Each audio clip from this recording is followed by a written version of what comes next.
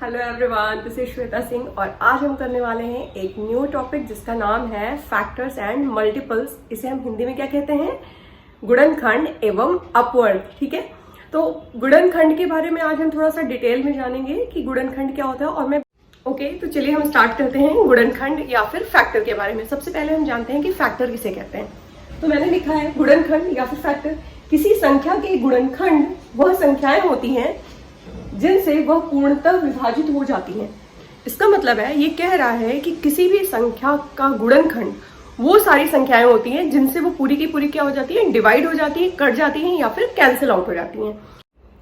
Factors या फिर गुणनखंड, factor या फिर गुणनखंड के बारे में हमें दो बातों का पता होना बहुत जरूरी है। पहला, तो कोई भी ऐसी संख्या जो दिए हुए संख्या को, जिसका हमें फैक्टर फाइंड आउट करना है, उसको पूर्णतः विभाजित कर दे, वो संख्या उस नंबर का गुणनखंड या फिर फैक्टर बन जाता है। ये पहली बात थी। और दूसरी बात हमें जो सबसे ज्यादा इंपॉर्टेंट है और याद रखनी है वो ये है कि कभी भी कोई भी संख्या का जो फैक्टर होगा वो या तो उस संख्या से छोटा नंबर होगा या फिर उसके बराबर होगा। कभी भी उससे बड़ा नंबर उसका फैक्टर नहीं हो सकता है। ओके, एग्जाम्पल के लिए मैंने लिया 15 और हमें इसका क्या करना है? फैक्टर फाइंड आउट करना है। यहां मैं लिखती हूं फैक्टर्स ऑफ 15 या फिर गुणनखंड किसका? 15 का। कैसे करेंगे? सबसे पहले हम लेते हैं वो नंबर। ठीक है, नंबर मैंने ले लिया 15। अब हम देखेंगे कि 15 किन किन नंबरों से क्या होता है? पूरा पूरा विभाजित हो जाता है या फिर डिवाइड हो जाता है। तो कैसे चेक करेंगे? 15, मैं पहले 1 की टेबल पढ़ती हूँ। 1 15 जा 15। ठीक है, 2 की टेबल में 15 आएगा? नहीं आएगा, तो हम 2 को नहीं लेंगे। ठीक है, फिर 3 की टेबल में आएगा 3 5 जा 15। फिर 4 की टेबल में 15 नहीं आएगा, तो हम उसे नहीं लेंगे। फिर कहाँ आ जाएंगे? 5 में। 5 3 जा 15। फिर 5 के बाद वाला नंबर क्या है? 6। 6 की टेबल में 15 नहीं आता है, तो हम उसे छोड़ देंगे। और नेक्स्ट नंबर क्या आएगा? 7। 7 की टेबल में भी 15 नहीं आएगा। 8 की टेबल में भी 15 नहीं आएगा। 9 की टेबल में भी 15 नहीं आएगा। फिर 10 की टेबल में 15 नहीं आएगा। फिर 11 की टेबल में भी 15 नहीं आएगा। देन 12 की टेबल में भी 15 नहीं आएगा। 13 में भी नहीं आएगा। 14 में भी नहीं आएगा। फिर क्या आ जाता है हमारा? 15 1 जा 50। तो यहां से हमें पता चल गया कि किन किन की टेबल में कौन कौन से ऐसे नंबर है जिनकी टेबल में क्या आता है? 15। वो सारे नंबर्स हमारे क्या हो जाएंगे? 15 के फैक्टर। ठीक है, तो हमें यहाँ पे 15 के कितने फैक्टर मिल गए? 1 2 3 और 4। तो 15 के फैक्टर्स को मैं यहाँ लिख रही हूँ, फैक्टर ऑफ 15। तो हमारे 15 के कौन कौन से फैक्टर हो जाएंगे? 1 3 5 और 15। जिन जिन नंबरों से ये पूरा विभाजित हो रहा है वो नंबर इसके फैक्टर कहलाएंगे।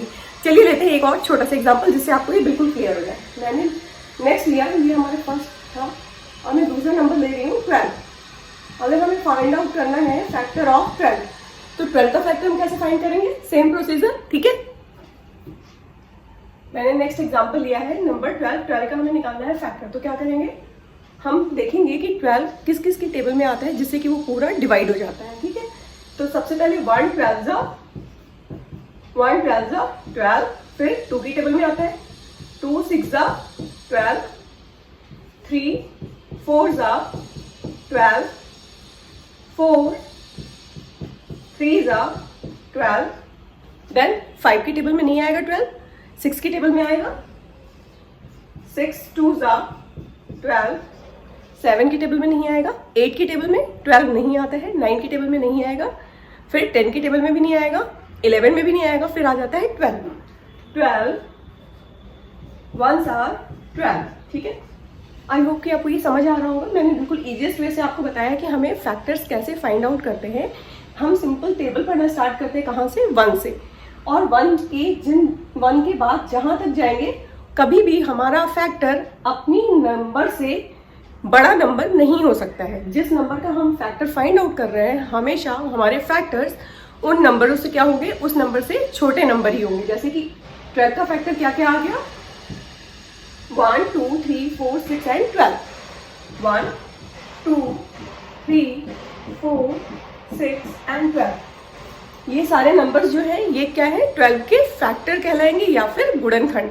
और ये सारे नंबर हमेशा या तो 12 के बराबर होंगे या उससे छोटे, कभी भी उससे बड़े नहीं हो सकते हैं।